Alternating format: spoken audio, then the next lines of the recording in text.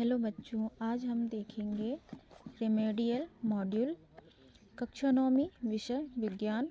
ठीक है, तो आज हम देखेंगे अध्याय 2, क्या हमारे आसपास के पदार्थ शुद्ध हैं। इसका अभ्यास हम देखेंगे।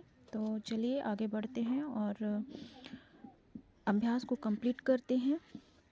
तो इसमें आप देख सकते हैं कि आपका पहला जो अभ्यास का पहला प्रश्न दिया हुआ है, सही विकल्प चुनकर उत्तर लिखिए। तो यहाँ पर आप देख सकते हैं पहला दिया हुआ है, 2 या 2 से अधिक पदार्थों का समांगी मिश्रण कहलाता है। तो इसका जो सही आंसर है वह हो जाएगा विलयन। ठीक है, आ ऑप्शन सही हो जाएगा। उसके बाद फिर दूसरा देखिएगा प्रश्न, विलयन का वह घटक जिसकी मात्रा दूसरे से अधिक होती है और जो दूसरे घटक को विलयन में मिलाता है उसे कहते हैं। तो इसका जो सही आंसर है वह हो जाएगा ऑप्शन बा विलायक। ठीक है, अब हम बढ़ते हैं आगे और देखते हैं अगला प्रश्न आपका। यहाँ पर प्रश्न तीसरा यहाँ पर दिया हुआ है, टिंचर आयोडीन के विलयन में विलेय है। तो इसका जो सही आंसर है वह हो जाएगा आपका ऑप्शन बा आयोडीन। ठीक है, अब हम देखते हैं आगे। यहाँ पर देखिएगा अगला प्रश्न देखिएगा, सोडा जल विलयन में विलेय होता है। तो इसमें कौन सा मतलब विलयन विलेय होता है सोडा जल में, वह देखते हैं। तो इसका जो सही आंसर है वह हो जाएगा ऑप्शन बा HO। ठीक है, आगे बढ़ते हैं और आगे देखते हैं अगला देखिएगा, वायु एक विलयन है। तो इसका जो सही आंसर है वह हो जाएगा ऑप्शन आ गैस में गैस का। ठीक है, अब बढ़ते हैं आगे अगले प्रश्न की ओर। अगला प्रश्न देखिएगा, यहाँ पर दिया हुआ है आपका रिक्त स्थान की पूर्ति कीजिए। तो यहाँ पर आप देख सकते हैं कि विलयन एक खालिस्तान मिश्रण है। तो यहाँ पर क्या आ जाएगा, समांगी मिश्रण है। ठीक है, दूसरे में देखिएगा, बर्फ जल तथा जलवाष्प के खालिस्तान गुण समान होते हैं। तो इसमें रासायनिक जो गुण होते हैं वह समान होते हैं। ठीक है, अब हम बढ़ते हैं आगे। अगला देखते हैं, एक ही प्रकार के कणों से बनने वाले पदार्थ क्या कहलाते हैं, मतलब कि खालिस्तान कहलाते हैं। तो यहाँ पर आ जाएगा शुद्ध, है ना। अब हम बढ़ते हैं आगे और देखते हैं, विलयन के इकाई आयतन में उपस्थित विलेय की मात्रा विलयन की खालिस्तान कहलाती है। तो इसका जो आंसर हो जाएगा यहाँ पर खालिस्तान में सांद्रता। ठीक है, अब देखते हैं आगे। अगला पांचवा है, एक ही प्रकार के परमाणु से बने पदार्थ खालिस्तान कहलाते हैं। तो यहाँ जाएगा तत्व कहलाते हैं। ठीक है, अगला देखिएगा,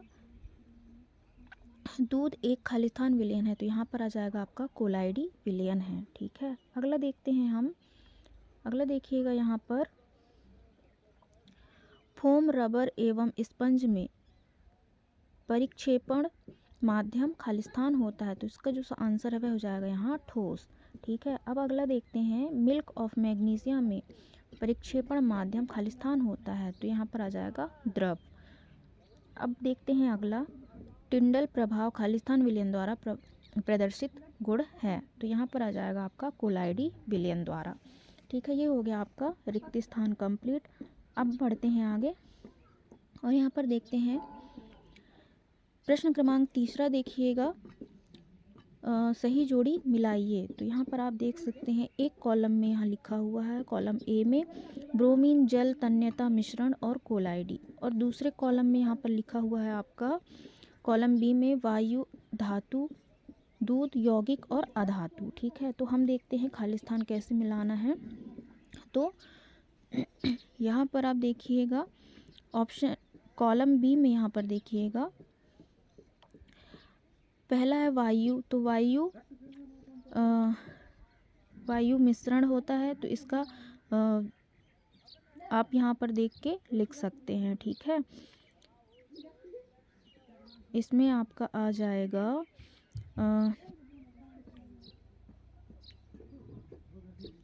मिश्रण का वायु आ जाएगा, और फिर ब्रोमीन का अधातु आ जाएगा, फिर जल का यौगिक आ जाएगा।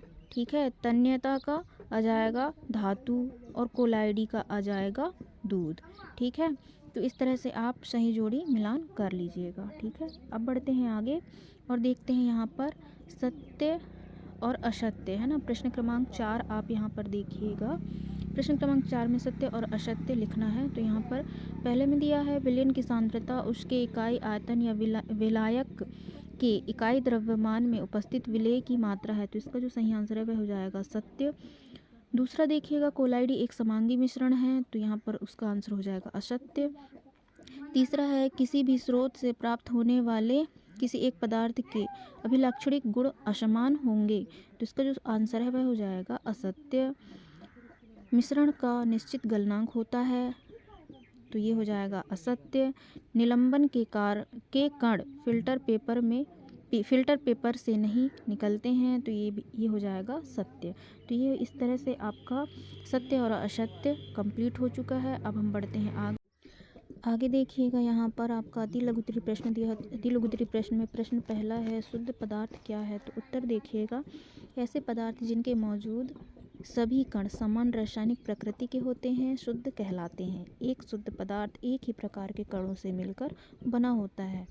ठीक है, अगला देखते हैं प्रश्न क्रमांक दूसरा, क्या हमारे आसपास के पदार्थ शुद्ध हैं। तो इसका उत्तर देखिएगा जब हम अपने चारों ओर देखते हैं तो पाते हैं कि सभी पदार्थ दो या दो से अधिक शुद्ध अवयवों के मिलने से बने हैं। उदाहरण के लिए समुद्र का जल खनिज मिट्टी आदि सभी मिश्रण हैं। इसी प्रकार से अन्य भिन्न वस्तुएं जैसे दूध जल वसा आदि भी मिश्रण हैं। यह सभी वस्तुएं विभिन्न पदार्थों के मिश्रण हैं अतः शुद्ध नहीं है। ठीक है, ये हो गया आपका प्रश्न क्रमांक दूसरा का उत्तर। अब देखते हैं आगे देखिएगा प्रश्न क्रमांक तीसरा, मिश्रण से आप क्या समझते हैं। तो इसका उत्तर देखिएगा मिश्रण दो या दो से अधिक शुद्ध पदार्थों के अनिश्चित अनुपात में मिलने से बने पदार्थ जिनमें उनके अवयव के गुण विद्यमान रहते हैं मिश्रण कहलाते हैं। तो ये हो गया आपका प्रश्न क्रमांक 3 का उत्तर। ठीक है, अब बढ़ते हैं आगे और देखते हैं अगला देखिएगा प्रश्न क्रमांक 4। प्रश्न क्रमांक 4 यहाँ पर देखिएगा मिश्रण कितने प्रकार के होते हैं। तो इसका जो आंसर है वह देखिएगा अवयवों की प्रकृति के अनुसार विभिन्न प्रकार के मिश्रणों का निर्माण होता है। इस तरह मिश्रण के कई प्रकार होते हैं जैसे समांगी मिश्रण और विषमांगी मिश्रण आदि। ठीक है, ये हो गया आपका प्रश्न क्रमांक 4 का उत्तर। अब देखिएगा प्रश्न क्रमांक 5, विलयन क्या है। तो इसका उत्तर देखिएगा विलयन दो या दो से अधिक पदार्थों का समांग मिश्रण होता है जैसे नींबू जल सोडा जल आदि। ये हो गया आपका प्रश्न क्रमांक 5 का उत्तर कंप्लीट। अब हम बढ़ते हैं आगे और देखते हैं प्रश्न क्रमांक 6 क्या कह रहा है। तत्व, यहाँ पर देखिएगा तत्व किसे कहते हैं। तो उत्तर देखिएगा एक ही प्रकार के परमाणुओं से मिलकर बने पदार्थ तत्व कहलाते हैं जैसे सोना चांदी तांबा लोहा और एल्युमिनियम आदि। ठीक है, तो ये हो गया आपका प्रश्न क्रमांक 6 का उत्तर। अब देखिएगा यहाँ पर प्रश्न क्रमांक आपका यहाँ दिया हुआ है 7। प्रश्न क्रमांक 7 में देखिएगा यौगिक किसे कहते हैं। तो उत्तर देखिएगा ये दो या दो से अधिक तत्वों के निश्चित अनुपात में मिलने से बने पदार्थ जिनके गुण अपने अवयवी तत्वों के गुणों के सर्वदा भिन्न होते हैं यौगिक कहलाते हैं जैसे जल कार्बन डाइऑक्साइड नमक या सोडियम क्लोराइड आदि। तो ये हो गया आपका प्रश्न क्रमांक 7 का उत्तर कंप्लीट। ठीक है, अब हम बढ़ते हैं आगे और देखते हैं यहाँ पर आपका दिया हुआ है लघुत्तरी प्रश्न में आप देखिएगा प्रश्न क्रमांक 1 देखिएगा क्या तत्व अत्यधिक धात्विक तथा तन्य है। आप इस तत्व को किस श्रेणी में वर्गीकृत करेंगे। इस तत्व के अन्य अभिलक्षणों को लिखें। तो इसका उत्तर देखिएगा इस तत्व को धातु तत्व की श्रेणी में वर्गीकृत करेंगे। इस तत्व के अभिलक्षण निम्नलिखित हैं। तो पहला देखिएगा यह है आघात वर्धनीय है। दूसरा यह है ऊष्मा एवं विद्युत का सुचालक है। तीसरा यह चमकदार होता है। चौथा यह है सामान्यतः ठोस तथा कठोर होता है। ठीक है, ये हो गया आपका लघुत्तरी प्रश्न का प्रश्न क्रमांक 1 कंप्लीट। आगे देखिएगा प्रश्न क्रमांक यहाँ पर 2 दिया हुआ है। एक संतृप्त विलयन बनाने के लिए 6 ग्राम सोडियम क्लोराइड को 100 ग्राम जल में 293 K पर घोला जाता है। इस तापमान पर सांद्रता ज्ञात कीजिए। तो इसका आंसर देखिएगा, दिया गया है सोडियम क्लोराइड मतलब विलेय का द्रव्यमान 36 ग्राम है, फिर जल मतलब विलायक का द्रव्यमान 100 ग्राम है। ठीक है, विलयन का द्रव्यमान विलेय का द्रव्यमान प्लस विलयन का द्रव्यमान बराबर विलेय का द्रव्यमान प्लस विलायक का द्रव्यमान। ठीक है, तो यहाँ पर आप देखिएगा जो विलेय का द्रव्यमान है वह है 36 प्लस हम कर देंगे विलायक का द्रव्यमान, मतलब कि यहाँ पर 36 ग्राम प्लस 100 ग्राम बराबर 136। यहाँ आपका आंसर आ जाएगा। उसके बाद देखिएगा विलयन की सांद्रता हमको निकालनी है। तो विलयन की जो सांद्रता है ना, वो ज्ञात करनी है। तो आप देखिएगा विलेय का द्रव्यमान गुणित 100 बटा विलयन का द्रव्यमान। तो यहाँ पर हो जाएगा आपका 36 गुणित 100 बटे 136 बराबर 26.47।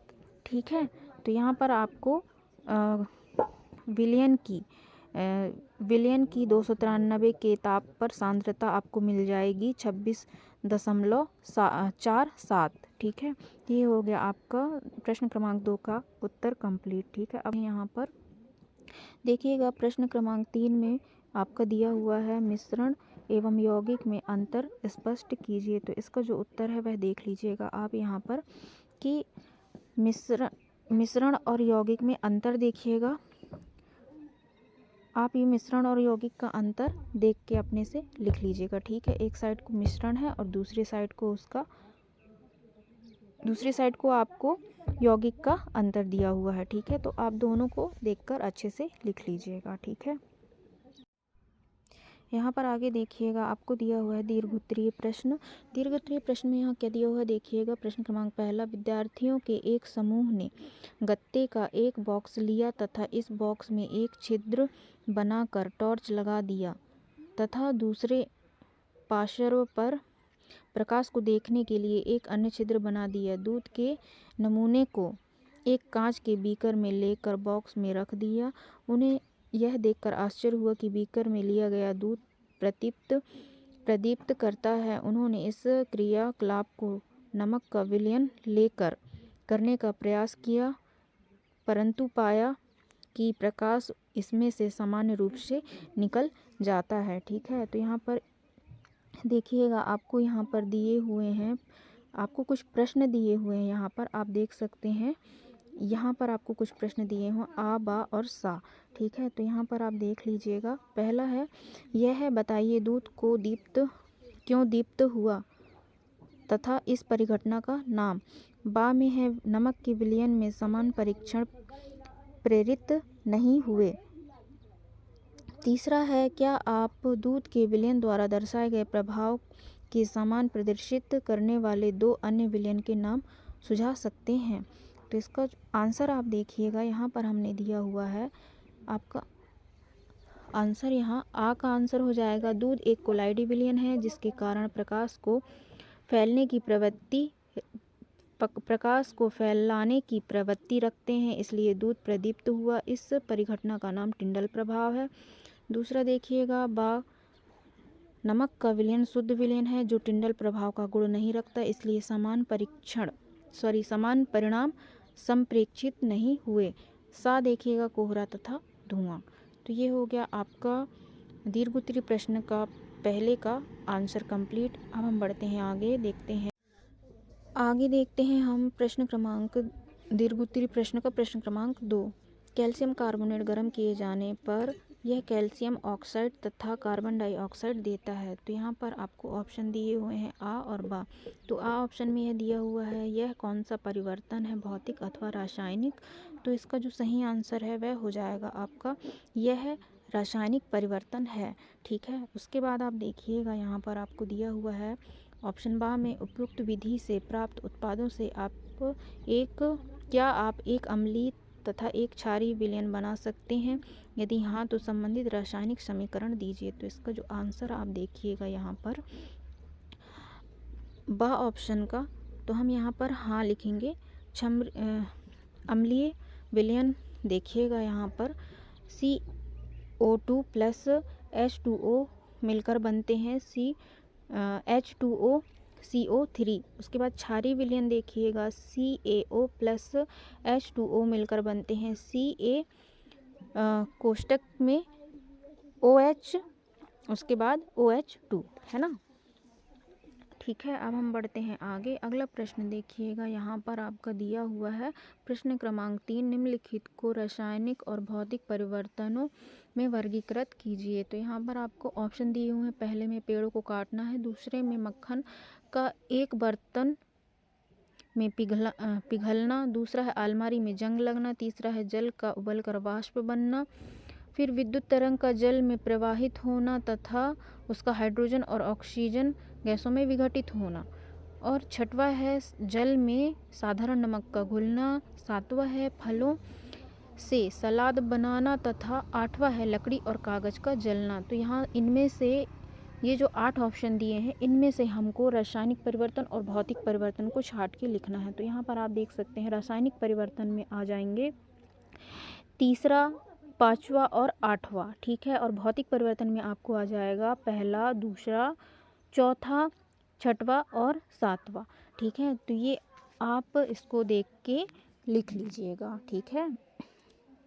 अब हम बढ़ते हैं आगे और देखते हैं आपका यहाँ पर दिया है प्रश्न क्रमांक 4, कोलाइड एवं निलंबन को परिभाषित कीजिए। तो यहाँ पर आप देख सकते हैं, पहले में कोलाइड को हम परिभाषित करते हैं जब किसी विलयन में विलेय के कण निलंबन की अपेक्षा इतने छोटे होते हैं कि साधारण आँखों से दिखाई नहीं देते, लेकिन ये प्रकाश की किरणों को आसानी से फैला देते हैं। ऐसे विलयन को कोलाइडी विलयन या कोलाइड कहते हैं। उदाहरण है दूध, मक्खन, पनीर, जेली, धुआं आदि, ठीक है। ये हो गया आपका कोलाइड विलयन का परिभाषा। अब देखते हैं निलंबन का। तो वह विषमांगी विलयन जिनमें विलेय के कण आसानी से आँखों से देखे जा सकते हैं तथा ये माध्यम की समष्टि से निलंबित रहते हैं, निलंबन कहलाता है। उदाहरण मिट्टी युक्त गंदा पानी, चौक का घोल आदि, ठीक है। ये हो गया आपका प्रश्न क्रमांक 4 का उत्तर कंप्लीट। अब हम बढ़ते हैं आगे और देखते हैं आपका यहाँ पर दिया हुआ है प्रश्न क्रमांक 5, जो कि इस अध्याय का आखिरी प्रश्न है। तो आप देखिएगा इसका इसका प्रश्न पहले देखिएगा, कोलाइड के 4 गुणधर्म लिखिए। तो इसका जो उत्तर है देखिएगा, कोलाइड के 4 गुणधर्म, पहला है यह एक विषमांगी विलयन होता है, दूसरा है इनके कणों को आँखों से नहीं देखा जा सकता, तीसरा है टिंडल प्रभाव प्रदर्शित करते हैं, चौथा है इनको आसानी से पृथक मतलब कि अलग नहीं किया जा सकता, ठीक है। तो ये हो गया आपका यहाँ पर अध्याय कंप्लीट। हमारी वीडियो पसंद आए तो ज़रूर से ज़रूर लाइक और सब्सक्राइब ज़रूर कीजिएगा, और आगे वीडियो देखने के लिए आपको सब्सक्राइब तो करना होगा, क्योंकि जब भी वीडियो डलेगी तो उसके नोटिफिकेशन आपको मिल जाएंगे, ठीक है। धन्यवाद।